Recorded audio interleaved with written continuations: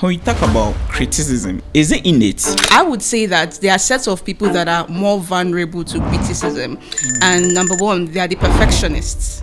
Number two, so your criticism should actually reflect care, not hatred. For me, encouragement would always beat destructive criticism. Being hard on me doesn't make me better. I don't want to prove any point to you. Rather, it shuts me down. Can criticism change your destiny? Your identity is not tied to the work you do. Because the moment you attach your identity to your work, then feel the mindset of the fact that people are out to get you. People are waiting for your downfall. Because once you have that mindset, even if it's constructive there, it will look like they just want to say that you are wrong. Hello viewers, welcome to Mr. Hero Podcast. Today we are going to treat a very important topic, and the topic is the fear of criticism. And we are going to do it with one of the most finest women. And today we are going to talk about how your life can be affected when you are being criticized or when others are judgmental over your decisions or on your life. So I would like to go to our sister, who is Sister Emanuela. She is an author of a book. She's a blogger. She's a data scientist and many more. So stay tuned and you're going to enjoy today's episode. Thank you.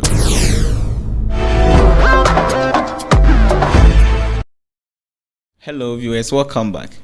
Sister Emanuela, Yeah. please, how are you doing? I'm doing really well. Oh, I can see that from your face.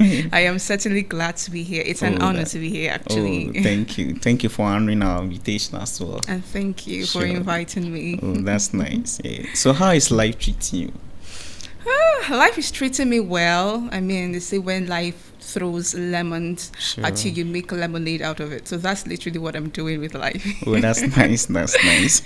Oh, by God's grace, everything is going to be fine. Certainly. The fact that we have life, everything is going to be okay. Yes. Sure, there is hope for the living. Yeah. So today we are going to treat a very important topic, and this topic people do not pay attention to it, but it can break or it can make you.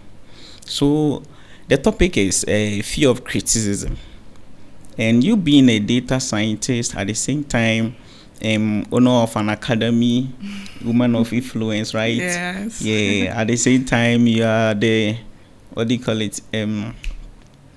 The first one, an author of a book. Yes. So I know today we are going to get a lot of information from you as a writer and as a reader as well. So I want to know what's your take on the topic, the fear of criticism? Okay. I would say that, first off, talking about fear is a perceived threat. So it's either a perceived threat or a real threat, but just a feeling of uncertainty. And then when you go to criticism, it's actually an evaluation. Criticism is just an evaluation of a person or maybe their behavior or their work in a way to either help them improve or review their flaw or a gap in whatever they did, the work. So fear of criticism is just basically a feeling of uncertainty and withdrawal when it comes to being confronted or approached about your behavior or work. Yeah. So uncertainty in the sense that, for instance, they do not know exactly what they want in life. Does that mean? The uncertainty I'm talking about is the aspect of not knowing what the other person will say to you. Sure. Let's say I'm the person about to be criticized. I have no idea of what this person wants to say to me or the intention behind the criticism. So that's really where the fear is coming from. Oh, nice. Okay. I really get it.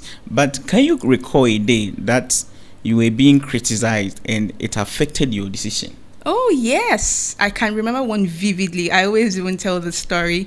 Right. I remember primary school, actually. When I was in primary school, I came first in my primary 3, first, second to third term, and all through my primary 4, first, second, and third term.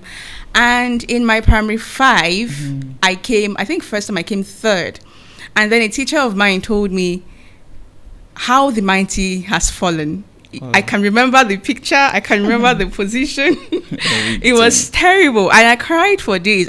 I mean, I was young. Yeah. So that was one instance of criticism in my life that I know I will never forget. Sure. Yeah, sure. so that's it. Yeah. So, did that affected you? Like, did it affect you in a like in your personal relationship with others as well, or let's say on your academics? Yes, it certainly did, because it made me for a long time have this perception that everybody expects you to be perfect. I was just young. There are several factors involved. There are several factors that you have to consider in getting a certain result. So Yeah. my coming first, of course, several factors were playing to ensure that. So if I came third, it means something happened. It's not just maybe because I slacked off or the mighty has fallen. So had fallen rather. So it made me to start feeling like everybody was expecting perfection from me, and made me put up that front. So I would always cross check and double check. Not because I'm naturally a perfectionist, by the way. Yeah. That's why it actually hits me hard. Yeah. So is it attainable? Perfection, is it attainable? It's not. You will always grow, Sure. but being humans, first of all, is a very solid guarantee that at some point you might flop. Sure. But you would always get better at it. Sure. And you can actually gain mastery. So over perfection, I would say mastery over perfection. Exactly. Because with mastery, you would always learn Yes. and evolve. But with perfection gives an ideology of a cut, Okay. like a finish line. Okay. But with mastery, because the world is always evolving, you have to evolve with your skill and your knowledge. Yeah. You would always grow. Oh, that's So yeah. nice. So it made me. So back to the question you asked me. Actually, it made me to start feeling like everybody was expecting me to be perfect. Yeah. It actually made me to avoid visibility, Okay. being noticed. Because once people notice me, and then they notice that, oh, this girl is good, they start having expectations, and I do not want the expectations, because the Sure. last time I was someone had expectations of me, I failed that person. So that was the effect of it on me. For a long Okay. time, it actually held me down. So at that time, did it affect your what do you call it? Your next term results? Is it, or was it in a positive way or negative way? For instance, you are always first, Okay. and all of a sudden you are third or you are dropping. So the next what do you call it? Term, yeah. Sure.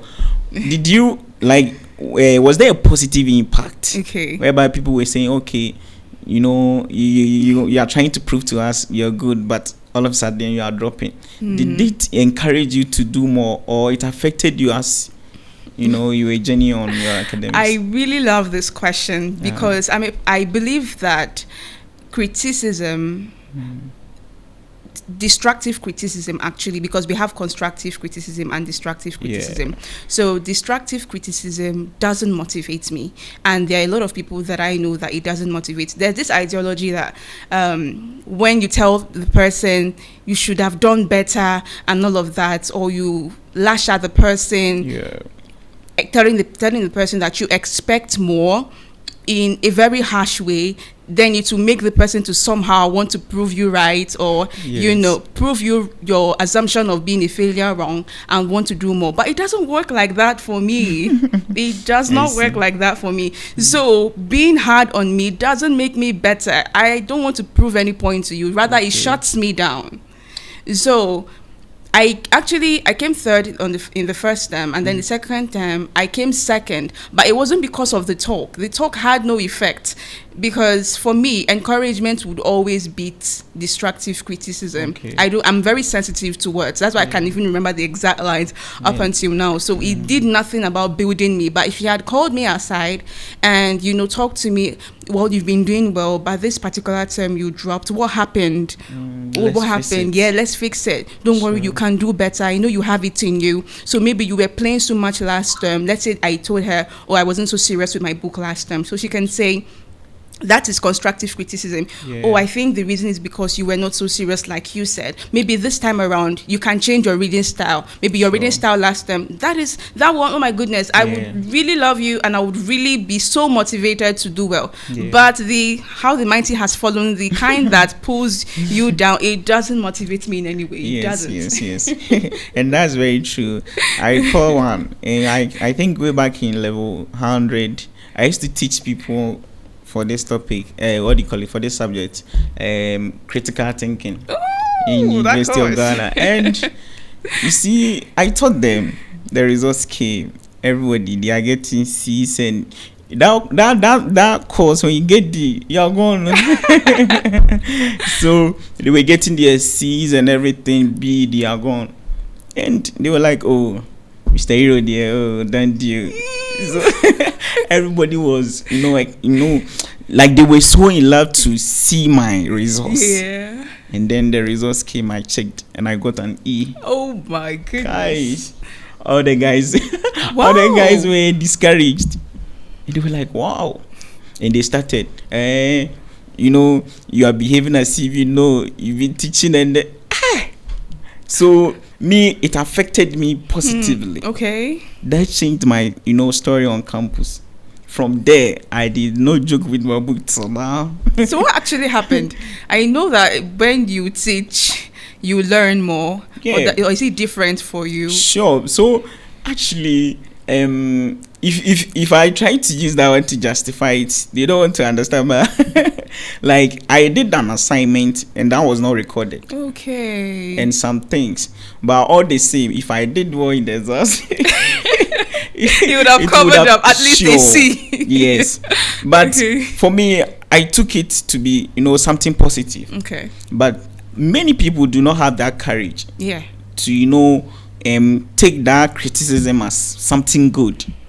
And so that's the case. For instance, when they are being criticized, and then they will think they are done with their life, or they are not perfect. Some people will say, me, whatever I do in life, it doesn't work. So, I can't do anything better in life. For instance, in business, they will start a business, it's not going on well, that's the end of it. You see, they wouldn't love to try again. And that is very bad. Yeah. And so I think that what you did, if somebody criticizes you, look at the positive aspect of it and then buy into it, rather than focusing on the disgrace and the negative aspect of it. So with this, I would like to ask this question. Okay. When we talk about criticism or fear of criticism, that you are afraid that people will criticize you, is it innate? Or let's say, is it that we are born with it? Or is something that we learn? Okay, I would say it's innate, and I'm saying this because number one, every person has a desire to belong. Yeah. A kind of sense of belonging, and also everybody wants to be accepted. Not desperation to be accepted, but then you would always feel good when someone says, that was such a good job, compared to, oh no, I didn't really like this presentation. So you want to meet up to the standards, you always want to be praised, you always want everything to go smoothly with life. That's how humans are naturally. So whenever there is a situation that doesn't give you that checkbox, Sure. you tend to want to feel down, and then you fear that situation. So I think it's actually in it. Really? So you just literally, you have to train yourself not to be scared of criticism. So, But I would say not for everybody, though. yeah. I would say not for everybody. Thank you for bringing that in. If So- not, I would Yeah. have put in many questions. I would say not for everybody, Sure. because I believe that with criticism, it's also a reflection of the perspective, mindset, and emotional state of the person critiquing, Sure. like of the critic. Yeah. Because let me give a very vivid example. If I come to this place late, and there are two people, maybe yourself and another person, and let's say you're a person who is strict on time, that is your principle, and from your perspective, when you fix a time, people are supposed to honor it because it talks about your personality and your sense of respect, And then the other person feels like It's just a time. Things can come up. They don't really have anything attached to punctuality. It's just normal. Show up when you can. If I walk in here late, that person would have no problem about it. There will be no reason to say, Ella, why did you come late? Because like, oh, you're here. I'm glad you made it here. But for you, who has a certain perspective to punctuality, you would be like, oh, Ella, you are late. What happened? And they'd be like, oh, can you come earlier next time? Exactly. So there are two kinds of people. There are people who don't really mind, who don't really think much about life, or who are not really affected. Yes. So those people, sometimes they don't even pay attention to your criticism. They're just saying, yeah, okay, I get it. But then there are also other people who are actually very particular. So I would say that there are sets of people that are more vulnerable to criticism. And number one, they are the perfectionists. Number two, people who are overthinkers. If you overthink, you're very vulnerable to criticism, the fear of it. Sure. And also people who are overly sensitive. So sensitive people, overthinkers, and perfectionists, these people are more vulnerable. So I think with them, it's innate. Okay. Because they always want to be perfect. But with people who are not in this category, it's not. It doesn't have any effect on them whatsoever. Oh yeah, that's very interesting. But I also have this thing there, that fear of criticism. Everybody, like, you have power over it. Yes, because if you look at the school of thought of what do you call it, emotions, they are saying that the fact that you're a human being, when somebody does something evil or something that you dislike, is going to affect you, whether you take it or not. Some people will behave and see, okay, I'm strong, but no matter what, you go and sit somewhere and think about it. Yes, so you have feelings. So no matter what, when somebody say anything, even if it is true, but it goes against you, or that thing will, let's say at that time the person disgraced you, it's going to affect you. But you should develop that spirit of resilience. Do you get it? To stand up again. For instance, if it is academics that you did not do well and they are criticizing you, just, get a new method that you learn with. Get a new method that you do your things with. Okay, at first you used to go out a lot. You see, you used to spend a lot of time on food. For instance, you want to go and learn and you want to eat to the brim. Like, how can you learn? Do you get it? So you study all these things. Some of them, they do not exercise. You see, if you want to learn well in school and you do not do a lot of exercise and do not have a lot of enough rest, you can't do well in academics. So when the criticisms comes like this, then come like this, and then you sit down, then look at it. Okay, I did this and I don't like to be disgraced in public, so let me employ this and that, so that everything will go on well for me. So as you said, I agree that it's innate, because the fact that you're a human being, you have feelings. But as I said, you have to develop methods. Let me bring it to business. Okay, you're doing business. They gave you 1,000. All of a sudden, the money is nowhere. You said, okay, I will not do business. I'm going to do anything else. That place that you're going to, no matter what, they have their shortcomings as well. So the thing is, be consistent with one thing. Love the criticisms that are coming, learn from it, and then I think you're good to go. Because in this one, no matter what you do, you always get criticized. Yes. Sometimes your pastor, that you think, oh, this one day he's helping me spiritually, so he will call you and then give it to you, and you'll be like, Pastor Pa. I thought if everybody ignores me or something, my pastor will be there with me. But all of a sudden, he's telling you a lot of things that he did wrong. That shouldn't be a problem. For instance, if you want to do well in life, that shouldn't be a problem. Most of us, it is true that we are who we are today, and we are still going up. So sometimes I do not have a friend that I go to his house or her house and then dine with the person, and that person is below my age or at the same age. For me, I don't do that. I work with adults.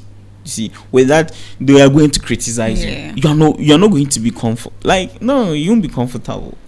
You see, that should be the, what do you call it, space that the youth we are supposed to find ourselves in. That's true. You shouldn't go to a place that whatever you do, everybody is in love with it. Hey, are you sure? So that should be the case. Go to an environment that is very challenging. Okay, whatever you do, you see, you can see that, okay, this thing, you go 99%, your boss said, no, it's supposed to be 100%. That should be your place. Yes, but I don't know why some people run away from their bosses because they were once shamed or something. I think it's from how they view criticism. Yeah, sure. You see, like I said, people who are perfectionists, for example, somehow they tie the perfection of their work to their identity. Yeah. So because being a perfectionist is your identity. Sure. So they want everything to be 100%, 100%, 100%. Yeah. But here is the case where, as I said in the beginning of the definition of criticism, I said it's a revelation of the perspective of even the critic, the person who is actually doing the criticism. Yeah. And so your boss, for example, has a certain standard. Sure. Everybody doesn't have equal standards or Exactly. exposure I guess. yes. So you, in your standard or on your level, it's perfect Sure. from your perspective. But your boss, who has more exposure, more experience, and more expectation, to him is like 70%. 70 crown, 10%. Right? So I think the people who are scared of criticism would have to understand that it's not just about you. It's not about the work that you did. It's not your identity, but it's just from where this other person is viewing it. Sure. And so they should rather take it from the aspect of, okay, let me learn from this person's standard, from this person's perspective, who has a higher standard than I have, and even make my own 110%, because already in your perspective it's 100%. So getting to that person's standard, to whom is 70%, yours to you now will be like 110%. So having the idea or the knowledge rather that it's not about me, it's just my perspective and my view, and it's about getting the work done or being better actually, because criticism makes you better. Sure. It improves your standard, but it depends on the kind of criticism though. It depends on the kind of criticism. Yeah, that is very true. Thank you very much. And I would like to ask this question. Can criticism change your destiny? For instance, I want to be a footballer. Whenever I take my boot and I want to go and play, they will be like, this area, have you seen anybody playing in Ghana Black Star? And then all of a sudden, his decision on his career will change. Can that be the case? Yes, and it has happened to a lot of people. Okay. It almost even happened to me.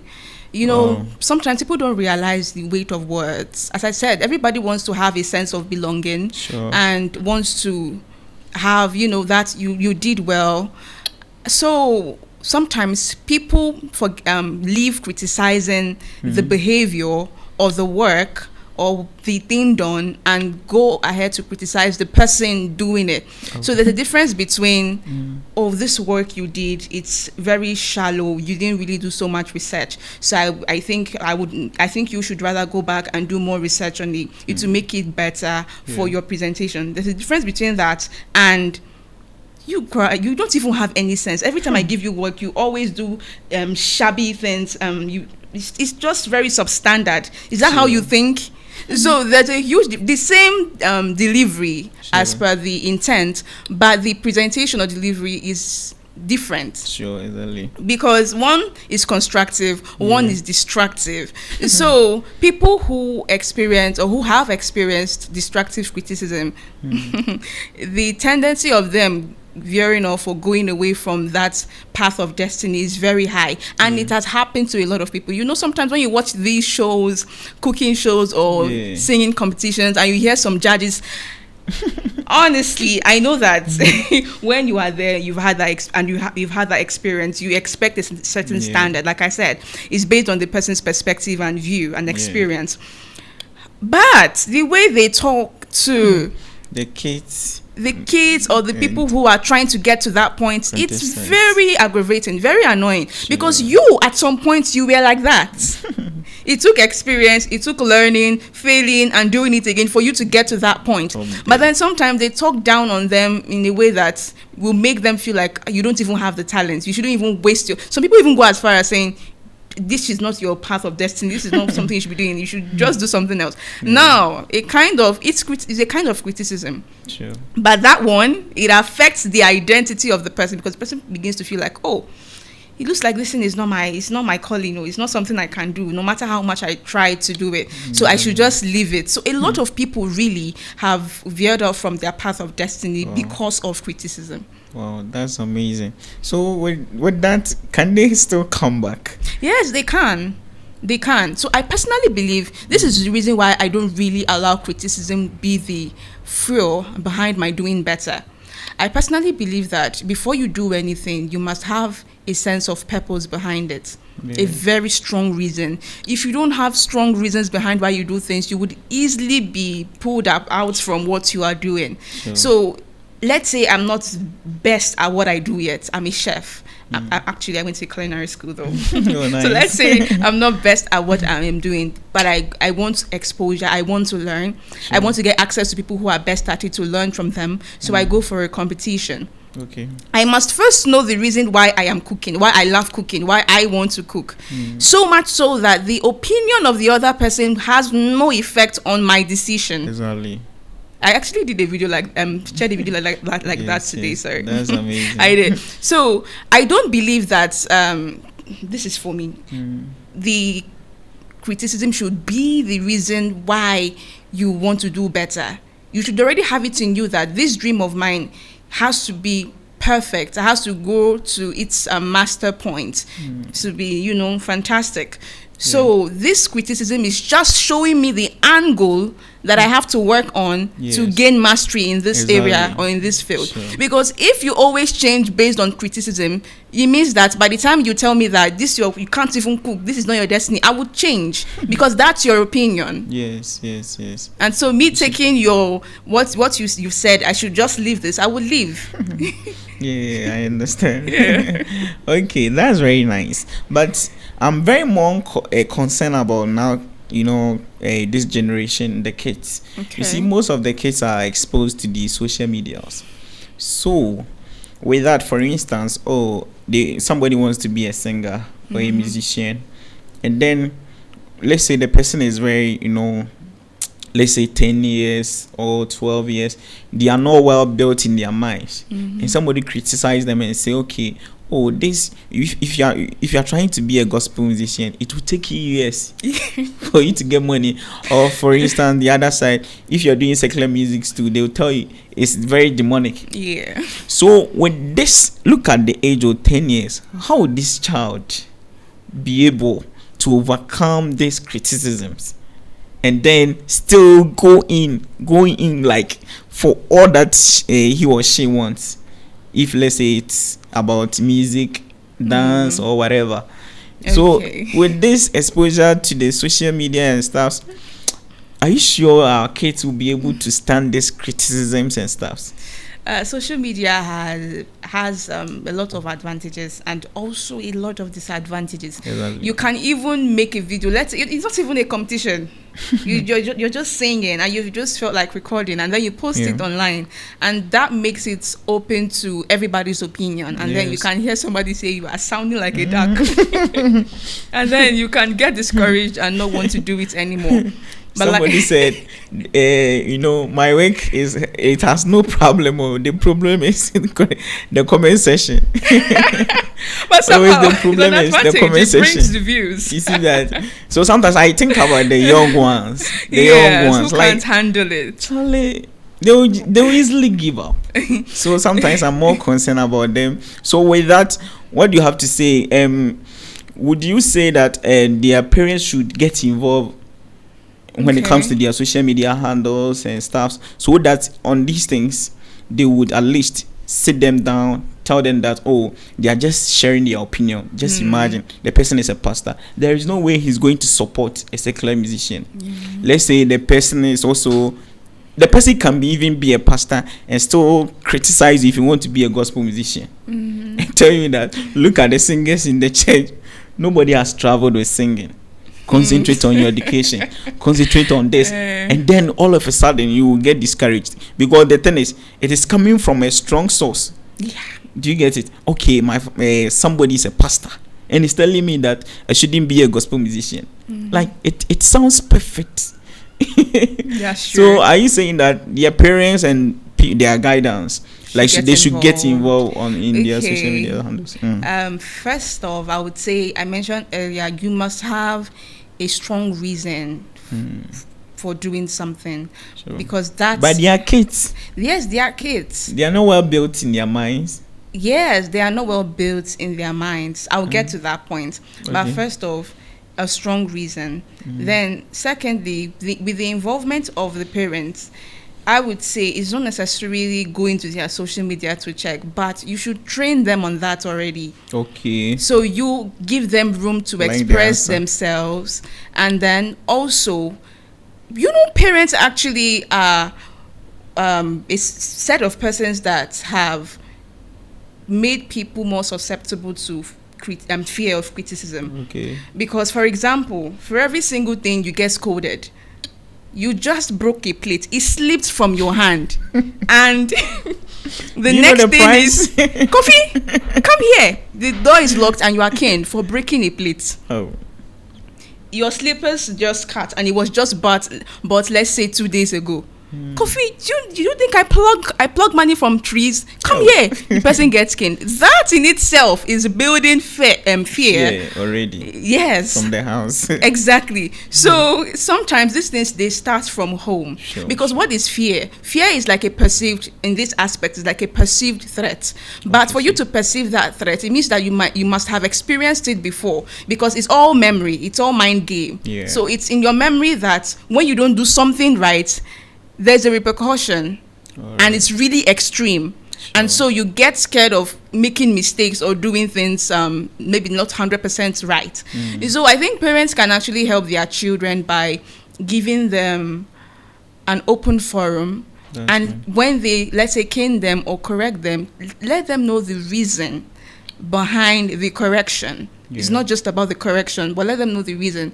So when they already train them to also have minds of their own, not always enforcing, they are there to guide, sure. Right? So help them to think. Because if they don't learn to think, then when they go out there, whatever anybody says, yes, exactly. So I think it starts from inside before. So I think this thing should be done before actually exposing the children to social media. And they should also create an environment where the child can easily come to say, "Oh, mommy, they just said that my head looks like a wheelbarrow," or you know how social media can be. Yes. So, mommy, does it look like it? And then the parents will then educate the child. Oh no, that is just their opinion. Look at your head. Does it look like a wheelbarrow? No. Then it's not a wheelbarrow. So you've taught that child to esteem the child's opinion over the other person's opinion, as long as the other person's opinion about that child himself is not true. So I think things like this would actually help them easily navigate social media.